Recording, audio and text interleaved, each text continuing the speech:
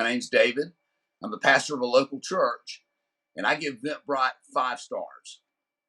When our governor allowed us to start worship again back in the late spring, early summer, we quickly needed a way to register people so we could keep track of how many, because there was a limit to our worship size.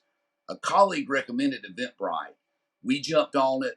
It was so easy we didn't evaluate anything else because it did exactly what we needed to do. The reason Eventbrite was chosen, the reason it fit our needs, is we could send out a link, church members could register, we could have accurate rosters of who had registered. We did like the fact that since our registration was free, Eventbrite was free. They didn't charge us because we were not charging for admission. But that was not the entire reason. The statistics are great. The tracking of an event, just the registration levels, it's just been really good, and that's why we've stuck with it. Eventbrite was very easy to onboard. Of course, we were in a spot where we had to get it up and going quick.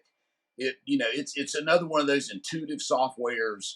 It led us through setup, and it led us through everything we needed to have to make it work. We really did not have to engineer anything unusual. It was set up perfectly for what we needed to do. So I would say the onboarding was very easy. If anyone's considering Eventbrite, I would definitely first of all uh, check your location, check your event. Eventbrite wants to know all of those things, so be sure that you're ready with those.